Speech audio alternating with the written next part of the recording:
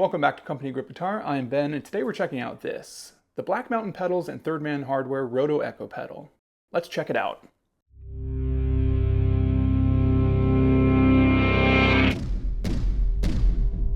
Welcome back to the channel. Today I am checking out the Roto Echo pedal. This is a collaboration between Black Mountain Pedals and Third Man Hardware.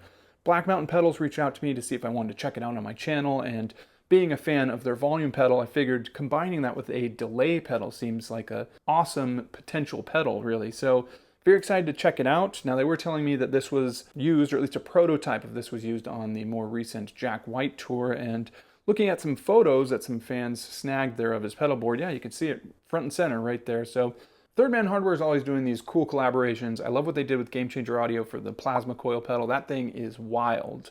So I'm really looking forward to seeing what they did with Black Mountain Pedals for the Roto Echo. Now, the Roto Echo is first and foremost a delay pedal, in that you've got your standard on and off switch, and then your three most common delay parameters, which would be blend, feedback, and time. But what makes this pedal unique is the inclusion of this roller that you can assign to control any of those three parameters. Now, it's important to note that whatever parameter you assign the roller to disables that control knob, and I'll get more into that as I demonstrate the pedal here. Before we get to that, first and foremost, power issues. You're not going to have any with this pedal. It takes barely any power at all. 9-volt DC, less than 100 milliamps. Should be no problem plugging it into any board that you've got, or any wall outlet power supply, whatever. I don't think that's going to be an issue. As far as the I/O of the pedal, very simple. Also, you've got, of course, the 9-volt DC on one side, then your 1/4-inch jack input on one side, and the 1/4-inch output jack on the other side, and that's pretty much it. Now, this thing is built like a tank, and it kind of has to be, because the instructions say to put it on the ground, center your foot on it, and put the weight of your body on it. And, some of us are bigger than others, and I'm sure they took that into consideration. So this thing is built Ford tough. The pedal does retail for about $300. You can find it on the Black Mountain Pedals or Third Man Hardware website. There were originally two different finish options available, which would be the black with the yellow, or the opposite, which was all yellow with black. I'm not sure if that one's still available or not, but it's pretty cool looking. Now, getting into some of the functionality of this pedal here, well, as I mentioned, you've got your three parameters there, the blend, the feedback, and the time. Blend, pretty self-explanatory, blends the clean signal with the affected signal. When it's down all the way, you'll get pretty much a 100% clean signal. When it's up all the way, the affected signal comes through, in my estimation, probably about 1.5 to 2 times louder than the clean signal.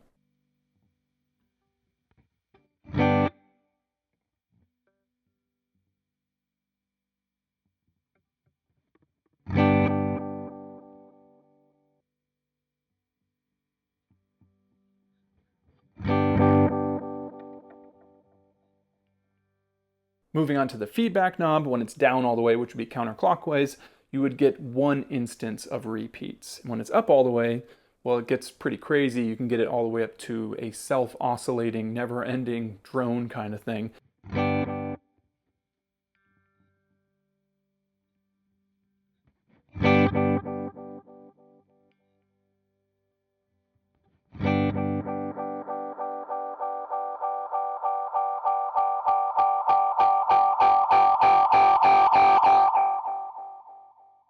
Moving on to the time, when you've got it down all the way, which is fully counterclockwise, you get a slapback delay somewhere around 25-30 milliseconds.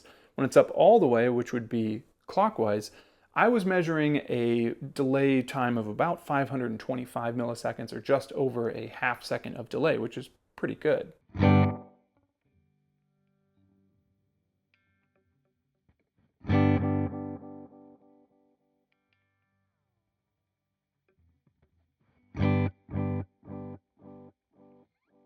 One thing I want to point out about this pedal is it's got the somewhat legendary PT2399 delay chip in it, which has been in some of my favorite delay pedals of all time. I mean, the Demodesh T120 videotape delay comes to mind. There's a couple Earthquaker Devices pedals, just a whole host of these somewhat awesome sounding pedals. And some of the reason for that is, as the pedals got close to their design spec for that chip, which is around 300 milliseconds of delay, the signal would get increasingly warmer. Now, people also discovered that you can overdrive that chip, or however that process works. I don't know how to design pedals, but as you would stretch it beyond that 300 milliseconds, the signal would start to develop this lo-fi artifacting kind of sound, which is somewhat appealing to some people. And obviously, as this pedal gets beyond that 300 milliseconds, going up to almost double that at 525 milliseconds, you should be able to pick some of that out in the sound demo, which I see no reason not to jump into that right now because I've kind of given you the gist of everything on this pedal. So let's check it out. Now the instructions recommend to put the full weight of your body onto the pedal and center it under your shoe there. Now you can take this thing to completely crazy if you want by just setting feedback as the control option and riding this thing all the way up to 10.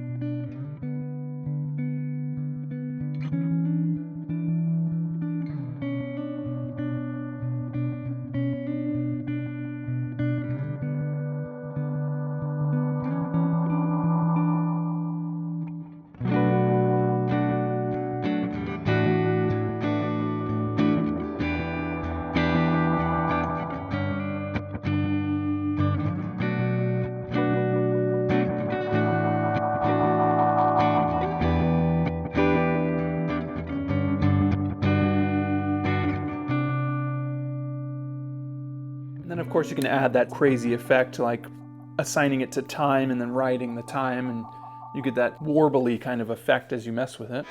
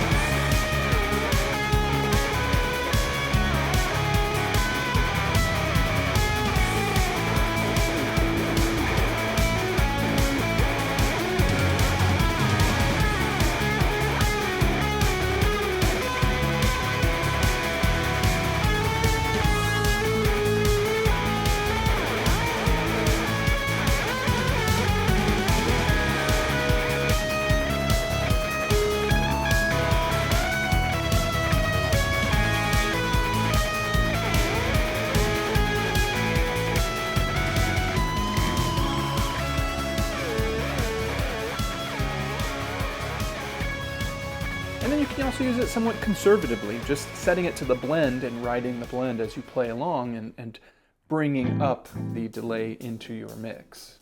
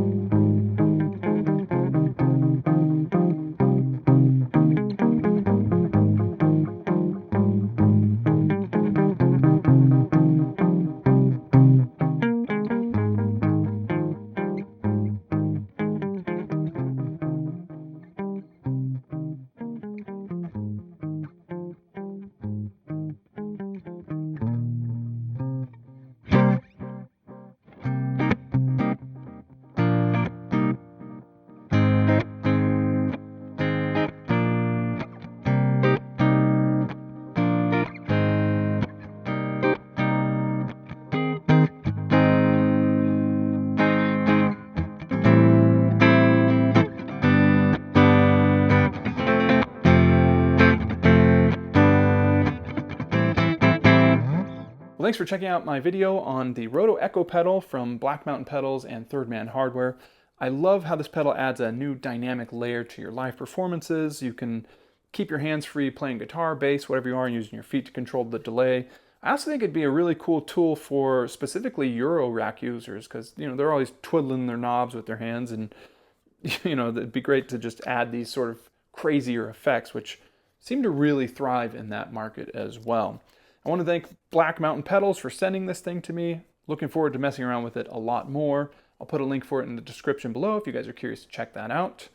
I also want to thank my Patreon users for their continued support in my channel, and I want to thank you for checking out this video. If you liked it, consider clicking the like button, or even the subscribe button is even better. And I guess with that, I will talk to you next time.